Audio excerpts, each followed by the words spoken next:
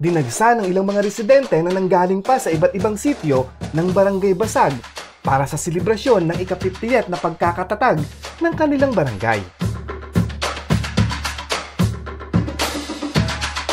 Malayo sa sentro ng Tiboli pero hindi magpapatalo ang barangay na ito pagdating sa mga aktibidad at kasiyahan sa kanilang lugar.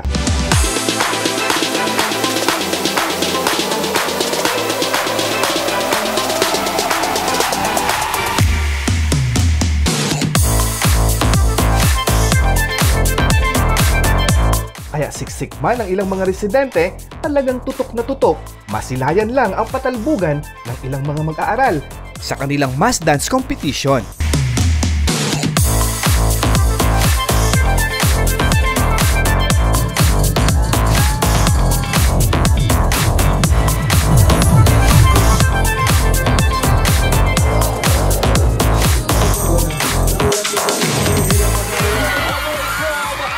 Hiyawan at masigabong palakpakan ng mga manonood bilang suporta sa kanilang mga pambato sa kompetisyon.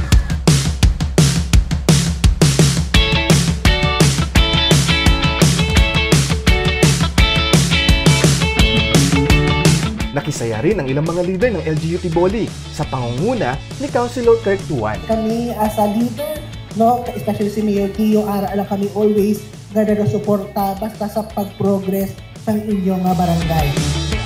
Malaki ang pasasalamat nila sa suporta ng mga mamamayan ng Barangay Basag sa mga programa ng kasalukuyang administrasyon.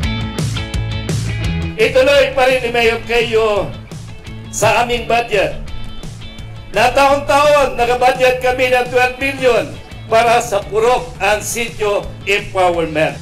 Sabi ni Mayor, magpatayo kung hindi ngayong taon, siguraduhin namin with Councilor Valerio Fado na magpatayo kami ng isang gym para sa Barangay Basag.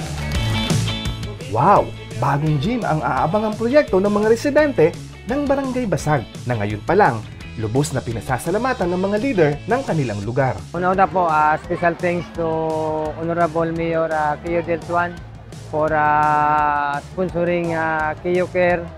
At saka yung anniversary ko na Golden 50, naging successful ng dahil sa kanya at sa mga tulong niya. Especially sa kay 3rd District namin, Congressman De Bois Juan. Hindi ko talaga mabayaran na yung tulong niya sa barangay ko.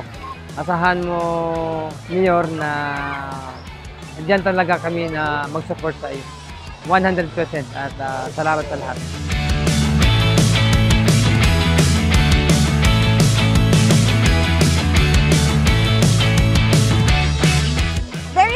And this is really a history on its first mass demonstration on its 50th foundation anniversary, and yung school po namin ang nanalo. So we're very happy. I'm so happy to LGU Tiboli for giving us a chance and for helping also for giving support po sa schools and sa Barangay Basag. So thank you so much. Na-appreciate po namin lahat ng yon, and we will really continue also as a school head and teachers and learners that we will continue to do our best to help the community, especially the barangay and Barangay Basag, and of course the municipality of Tiboli.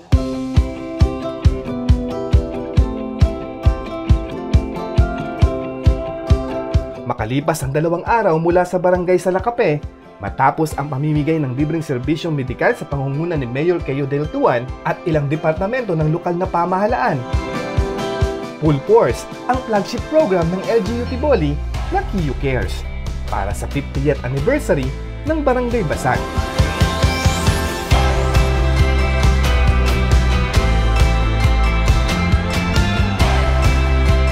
Marami sa mga kababayan natin sa kanilang lugar ang nabiyayaan ng libreng serbisyong medikal.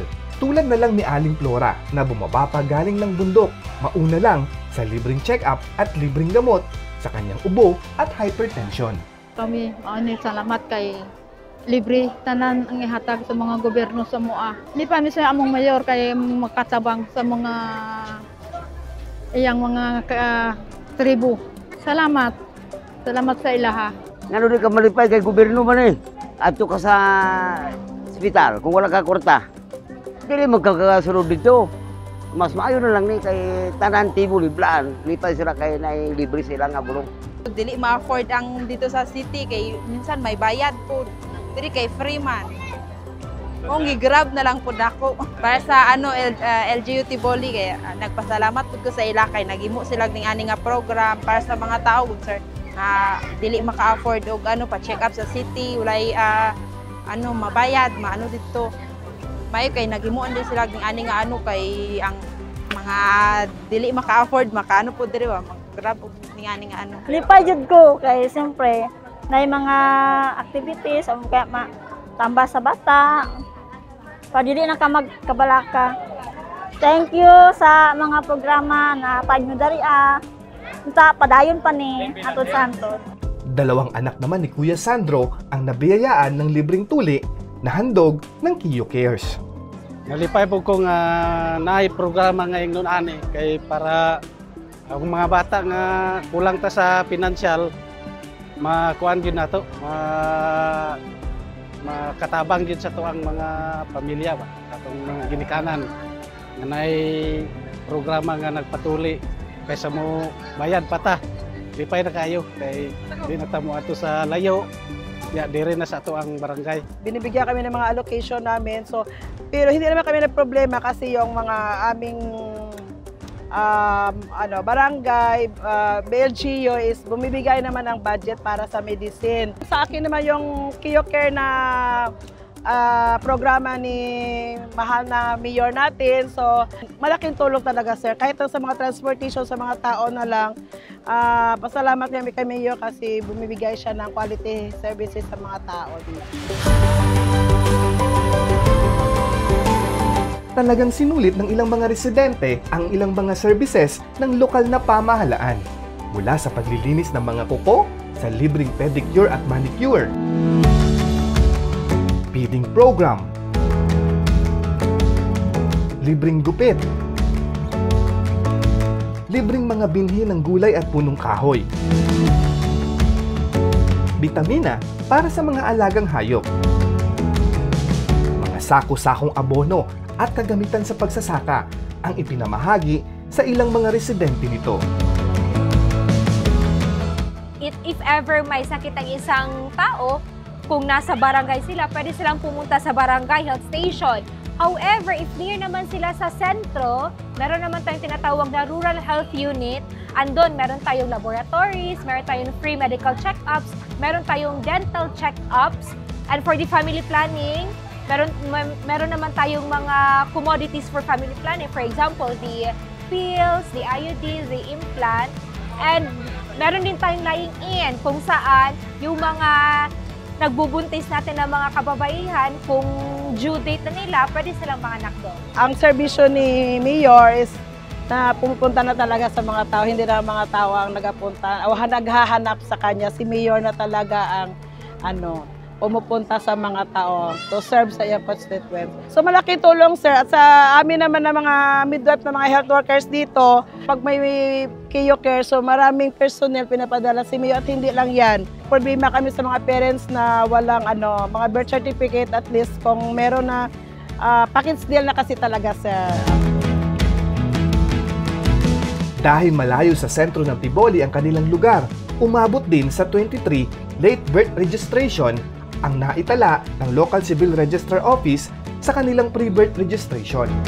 At saka pasasalamatan ko talaga si Mayor Kiyo sa kanyang administrasyon na laging handa at laging tumutulong para sa tao. Maraming salamat sa pag-avail ninyo ng programa ng Local Government Unit of Tiboli. Kasi dito sa programa na ito, we're aiming na dinadalaga talaga yung government closer to the people. So we're hoping that in the next few years, makapagbigay pa rin kami ng serbisyo. We are very thankful and happy na marami yung pumunta ngayon ng mga communities to avail yung mga basic services natin sa local government unit. And kung may mga community outreach program po dyan sa inyong mga lugar, please avail. Sa lahat po ng mga taga-barangay Basag, Happy Fiesta, One Tiboli, Tiboli Kinang.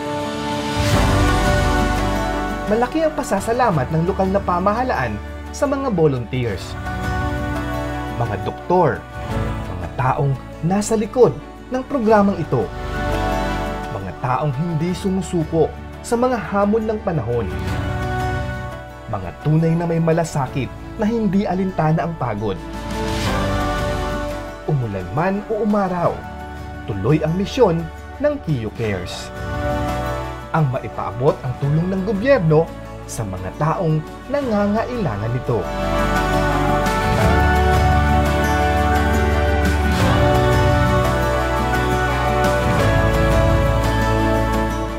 Mula dito sa Municipal Information Office ng Bayan ng Tiboli, ako po si Michael Ocampo.